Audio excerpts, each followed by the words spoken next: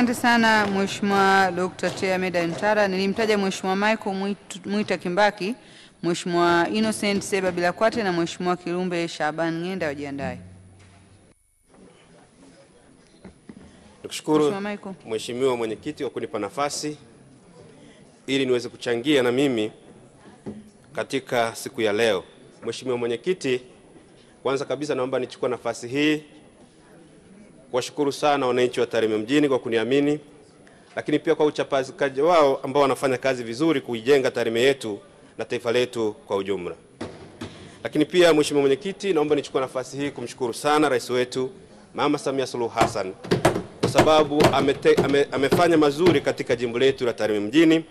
Tulikuwa na tatizo kubwa sana la soko, ameleta fedha na tumepata soko la kisasa kabisa ambalo sasa watu wa Tarime watapata sehemu ya kufanyia biashara na uchumi wa mji wetu kukua siku hadi siku.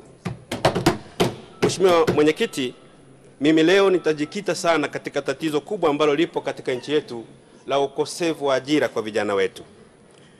Tarehe 7 mwezi wa kwanza 2022, Rais wetu wa Jamhuri ya Muungano wa Tanzania akiwa kule katika mkoa wa Magharibi alisema maneno haya: serikali yenu tunajua tatizo la ajira na tunalifanyia kazi ili kwa kutengeneza fursa mbalimbali ili vijana wapate ajira.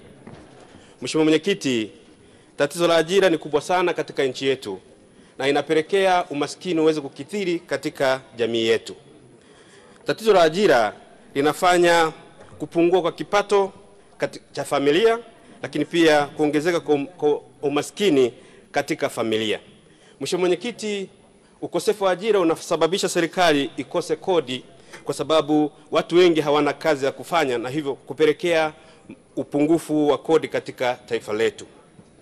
Lakini Mheshimiwa Mwenyekiti, pia uchumi wa nchi unadorora kutokana na ukosefu wa ajira kwa watu wengi ambao hawana ajira. Mheshimiwa Mwenyekiti, matatizo mengi ya kifamilia ambayo yanatokea mara nyingi yanasababishwa na ukosefu wa ajira katika jamii yetu.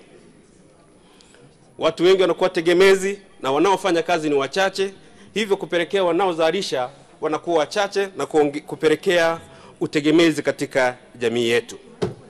Mheshimiwa Mwenyekiti, ukosefu wa ajira husababisha pia ucheleweshaji wa malengo ya mtu binafsi, lakini pia kwa taifa letu kwa ujumla. Mheshimiwa Mwenyekiti, haya ni baadhi ya hasara za ukosefu wa ajira katika taifa letu la Tanzania. Mheshimiwa Mwenyekiti, kama unavyojua, moja ya mambo ambayo yanasababisha ukosefu wa ajira ni kwamba watu wanakuwa wengi kuliko nafasi za kazi ambazo zilizopo. Katika nchi nyingi za Afrika, 70% ya watu ni vijana, ambapo inapelekea vijana ndio wanaofanya kazi zaidi kuliko wazee. Mheshimiwa Mwenyekiti, ukiangalia katika taifa letu, kulingana na sensa iliyofanyika mwaka 2022, vijana ni wengi ambao kuliko wazee. Hivyo watu wanaohitaji kazi ni wengi kuliko kazi zenyewe zilizopo. Mheshimiwa Mwenyekiti, ningependa niseme chanzo cha ukosefu wa ajira. Mimi binafsi nimefanya utafiti, Mheshimiwa Mwenyekiti, nikaona miongoni mwa vitu vinavyosababisha ukosefu wa ajira katika taifa letu ni mfumo wa elimu unaotolewa katika nchi yetu. Mfumo wa elimu unaotolewa katika nchi yetu haukidhi mahitaji, na hiyo inapelekea wale ambao wanaopata elimu hii kukosa mwelekeo baada ya kuwa wamehitimu katika masomo yao. Mheshimiwa Mwenyekiti, mfumo wa elimu unaotolewa katika nchi yetu haumfanyi mwanafunzi kujitegemea. Mfumo wa elimu unaotolewa katika nchi yetu humfanya mwanafunzi kuwa mtumwa wa ajira badala ya kujiajiri. Mheshimiwa Mwenyekiti, mfumo wa elimu unaotolewa katika nchi yetu humfanya mwanafunzi kuwa asiwe mbunifu katika maisha ya siku hadi siku. Mheshimiwa Mwenyekiti, ukiangalia katika mfumo wa elimu unaotolewa katika nchi yetu umeegemea sana katika mambo ambayo hayaendani na uhalisia ya maisha halisi ya Mtanzania. Ili tuweze kutatua tatizo la ajira katika nchi yetu, lazima tuangalie wazee wetu, baba na babu zetu walikuwa wanafanya nini wakati kabla ya mambo kubadilika. Mheshimiwa Mwenyekiti, Na wakati enzi hizo, wakati wa baba zetu, kulikuwa hamna tatizo la ukosefu wa ajira. Lakini ukosefu wa ajira umekuja baada ya elimu kuanza kutolewa. Sasa tujifunze ni yapi ambayo yalikuwa yanafanyika enzi hizo na kutatua changamoto ya ukosefu wa ajira katika miaka hiyo. Mheshimiwa Mwenyekiti, kwanza lazima tuangalie uhalisia. Baba zetu walikuwa wanafanya nini? Baba zetu walikuwa wanafanya kazi ya ufugaji, walikuwa wanafanya kazi ya kilimo, walikuwa wanafanya kazi ya uvuvi, walikuwa wanafanya kazi ya uhunzi. Na kazi hizi zote ndizo ambazo zimeajiri watu wengi sana katika taifa letu la Tanzania. Mheshimiwa Mwenyekiti, tukiangalia katika mfumo huu, baba zetu wakati wote walikuwa wanahamasisha vijana kwenda shambani. Walikuwa wanasifia, hata wakati kijana anataka kuoa, walikuwa wanaangalia ni familia ipi ambayo hakuna njaa, ni familia ipi ambayo inajua kulima. Hivyo ili kuhakikisha kwamba wanaleta nguvu kazi katika familia ili uzalishaji uendelee. Mheshimiwa Mwenyekiti, Mheshimiwa Mwenyekiti, leo hii tunapozungumza, ukienda katika shule zetu, shule za msingi, elimu ya awali, elimu ya sekondari na vyuo vikuu, tumefanya hivi vitu ambavyo ni vya asili ya Mtanzania. Ufugaji, uvuvi, kilimo na uhunzi vimekuwa ni vitu ambavyo si vya wasomi. Hivyo kupelekea watu kuchukia kilimo, kufanya watu wachukie uvuvi, na kuonekana wale wanaofanya kazi hiyo ni wale ambao wamepitwa na wakati. Mheshimiwa Mwenyekiti, na hivyo basi, Mheshimiwa Mwenyekiti, tumeenda sasa, kila mtu anataka afanye kazi ofisini, kila mtu anataka aendeshe gari, kila mtu anataka awe secretary, awe askari, na hizi nafasi ni chache. Ili tuweze kutokomeza tatizo hili, Mheshimiwa Mwenyekiti, lazima kwanza tufanye mambo yafuatayo. Mafunzo haya ya asili ya Mtanzania yafundishwe kutoka elimu ya awali, chekechea. Watoto wajue kwamba kilimo ni sehemu ya kazi na ni kazi ya heshima.